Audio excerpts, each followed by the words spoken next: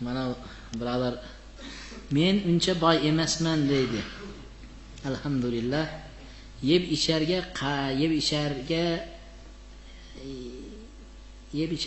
icharim bor deydi.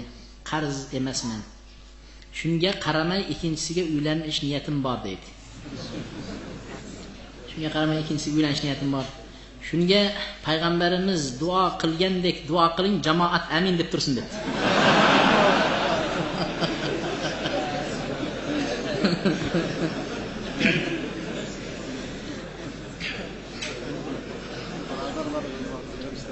Hammanglar amin desanglar. Shunda mana jamoatda kim birodariga amin desa, farishtalar aytar ekan, senga ham xuddi shunday bo'lsin der ekanda. Shunda bu jamoatda hammamiz uylanib qo'yamiz. Ha? Hammamiz erta ikki ayolli bo'lib ketamiz. Farishtalar amin deb qo'yib. Bir ayol deydi, eri uyda o'tirib, haligi bitta birodarini hojatlarini so'rayapti ekan deydi. Ya Alloh, faloncha birodarimni shu hojatlarini o'tagin, o'qigin, buqigin, qiyinchilikda turibdi, kasal shifo bergin. Ya Alloh, o'shanga ikkinchi ayolim ber desa, ayol orqasidan bitta turtar ekanda, duo qilmang unaqa qilib der ekan.